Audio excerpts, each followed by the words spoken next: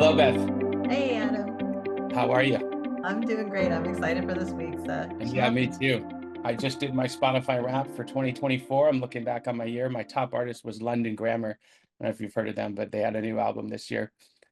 We have a kind of a fun one to unpack today. It's around team appreciation, more importantly, kind of looking back on team effectiveness throughout the year. And that doesn't mean like the organizational effectiveness. It means what are we thankful for with respect to our teammates that we got to work on. And I wanted to just kind of take you through a thing that we actually ran. So if you remember, Beth, you take great notes. Teams, these are all Beth's notes from every meeting that we ever have, going back to like half one of 23, and she's got all this stuff in here. And so what I did is I exported all of that into ChatGPT, and I asked it to come up with just some fun sort of trivia questions, kind of who said what.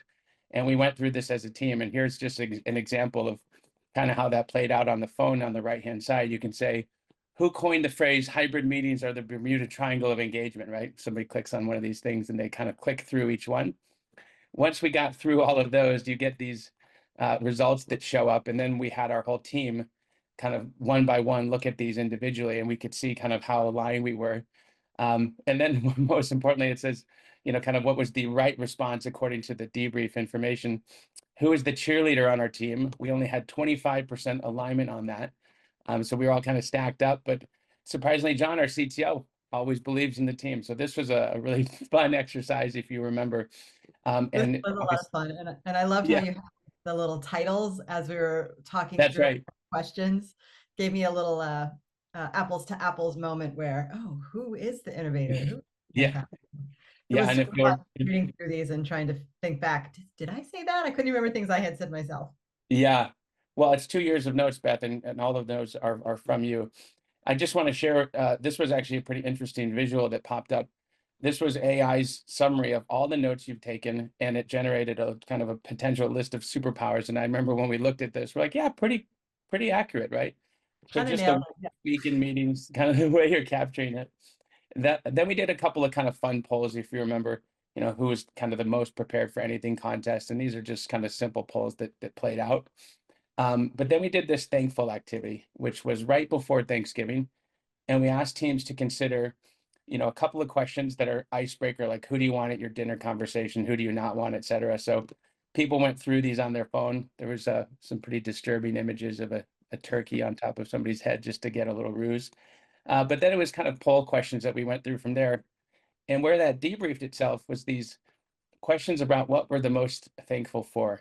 And Beth, I clustered these together using our AI tool, but Fun. kind of pulling these aside, I remember we had got a deep reflection of who we are as a team, what it feels like to be part of the Meahana founder group. Any thoughts that you remember from this one? This was a lot of fun. I really enjoyed seeing things that we aligned on in terms of what we appreciated about each other and also some specifics that were called out for individuals. Yeah, yeah, for sure. I specifically remember talking to Matt about how he balances some of the energy that I have. So that was kind of the Thanksgiving theme, and then tying it to being a startup founder. This is first time for a lot of us doing this. We did a kind of a future episode looking back and saying if we were to write a note to our former selves, what wisdom would we want to share? How might we overcome some of these challenges? What should we kind of expect to see? And there was obviously a lot of data in there. But when I look at all of these things and we group them using the cluster, here's what the funny part was 18 of them said customer-centric building and founder resilience, right? We, listen to customers and know that this is a journey, right? You're not going to solve it all overnight. And so I think a lot of what I found amusing when I clustered that was that's kind of the vibe that we all have right now going into the Q1 of next year. Any Absolutely. thoughts that you have on this one? No, that doesn't surprise me. I think that's absolutely right. And what's misleading is I think we listen to customers all the time, but I don't think we do it deliberately enough or with enough rigor. And so it's Sure. been my founder facepalm moment of like, oh God, why Yeah, come up with a better way to do this sooner and learn things faster? So yeah. yeah, I like that somebody put in invest in who put this one on there. That's I interesting. think that was Matt. I'm gonna go with Matt. It was Matt dropping that one in. Yeah. So you can kind of, Yeah, if we had all just done that, we wouldn't even be here today talking. yeah, yeah, exactly right. So this was the letters, obviously, to former self, and then we concluded with this kind of back to the future exercise, right?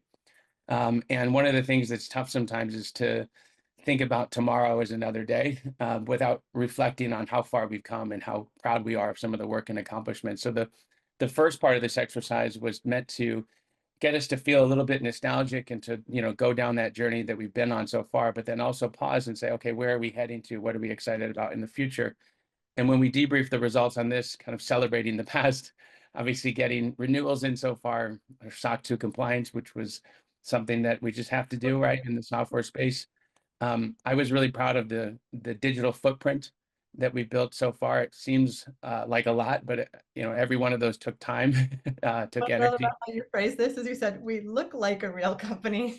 Yeah, that's right. Yeah, exactly. Well, we're doing these videos all the time. It takes some time. So we've certainly come a long way, and then obviously kind of envisioning the future, we have some statements about G2, right? Using our platform, people are talking in from a PR perspective the right way. We're getting more evangelists and power users from leading and reputable companies. So these are all what we kind of support and envision.